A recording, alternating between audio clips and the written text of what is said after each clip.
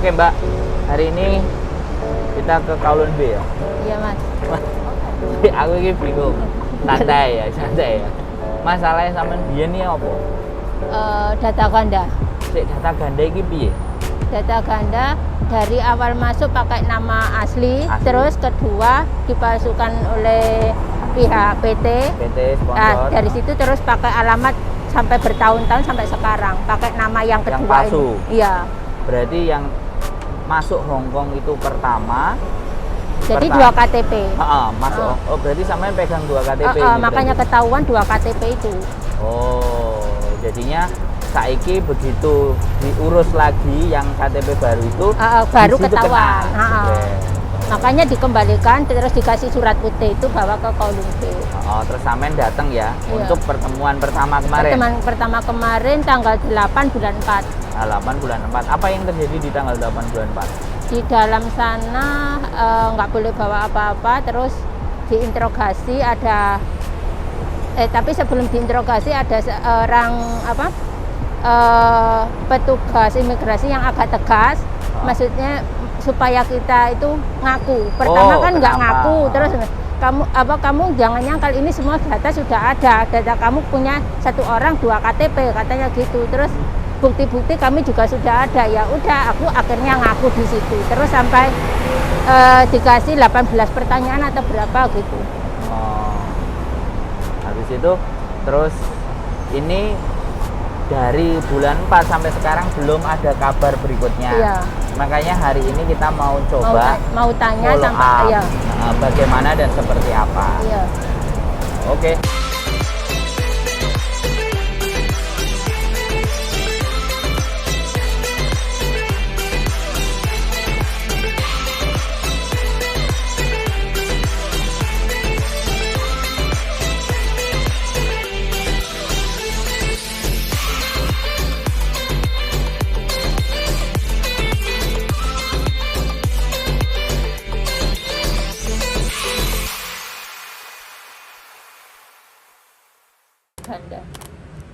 Data ganda ya? Iya. Sakjane diarani data ganda ya KTP ini loro ngono ya. Iya. Sing enak ngono ya. 2 KTP. Heeh, 2 KTP ya. Dan itu sampean pegang semua sekarang. Yang satu dihilangkan PT. Kan masuk PT terus karena kalau PT yang baru. PT yang mau pakai ganti nama ini loh. Jadi PT di Jakarta langsung hilangkan aja biar nggak ketahuan gitu. Pikirnya kan aman. Berarti awalnya sampean pakai nama A gitu ya? Iya. Terus kemudian berangkat ke Hong Kong, selesai pulang. Iya, pulang terus berapa bulan pingin ke Hong Kong. Sebentar. Yang pertama itu finish apa break? Intermediate. Oh, intermediate. Intermediate terus berapa bulan? Setahun. Setahun di intermediate. Iya. Setelah setahun di intermediate sampean pulang, tapi sampean nggak balik ke PT-nya. Iya. Nggak balik ke PT ke PT yang awal kan? Ke PT awal, terus di sana nggak diproses prosesnya lama, saya kabur dari situ loh, terus pindah PT lagi. Pindah PT lagi. Iya. Terus diproses, tapi dengan nama yang berbeda. Iya. KTP sampean juga sudah sampean serahkan. Iya. Karena data lama ada di PT lama. Data lama, iya. Nggak sampean ambil. Iya.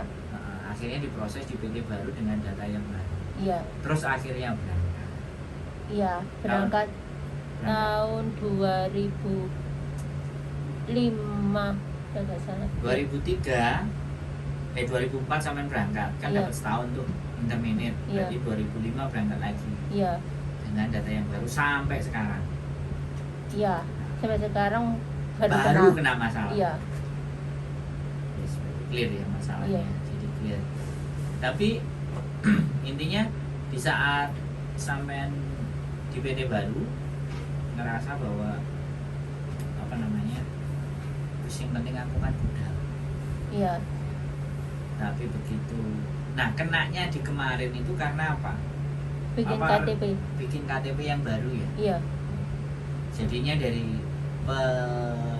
persamaan data di KTP baru tadi akhirnya kena. Iya. Terus pada pas kena pikiran sampean piye, Mbak? Pas pas bikin KTP, kata teman-teman kan cuma 15 menit 20 menit, aku ternyata sampai 3 jam. Di 3 jam itu nggak ada nggak ada kertas betul KTP itu belum ada. Saya malah dikasih surat suruh ke kolom B. Habis itu dari kolom B diinterogasi, habis itu sampai sekarang belum ada kabar. Jadi tapi sudah diproses di tahun itu. Iya. Makanya hari ini kesana. Iya. Dengan saya. Akhirnya tutup. Dan ternyata tutup ya. Enggak apa-apa.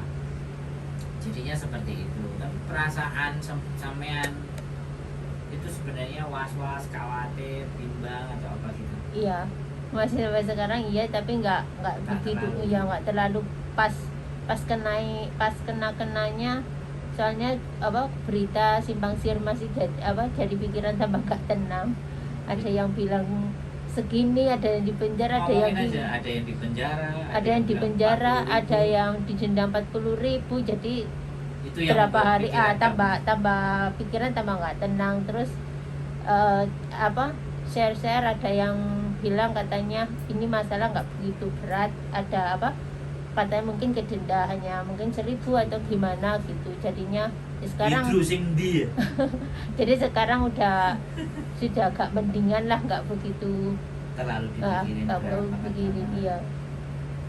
Tapi ya ini bagian dari pengalaman ya, Mbak.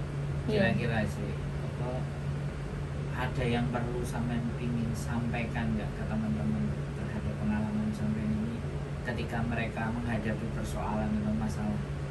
Ya mending pas kalau udah ketangkep pihak imigrasi, mending jawab dengan jujur supaya masalah itu nggak berbelit-belit, supaya masalah cepat selesai gitu.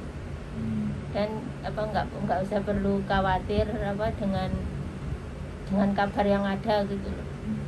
Bagus. Jadi sampean kemarin sempat ditanyain apa saja?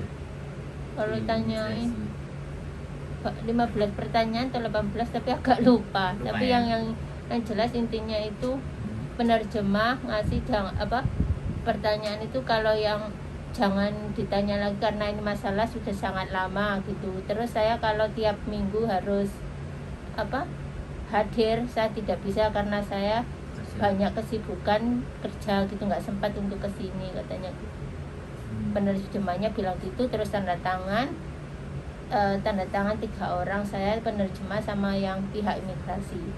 Terus katanya kalau kamu masih mau kerja apa enggak, saya bilang masih mau kerja katanya. Ya terus saya tanda tangan loh. Intinya penerjemah ngikutin perasaan sampean.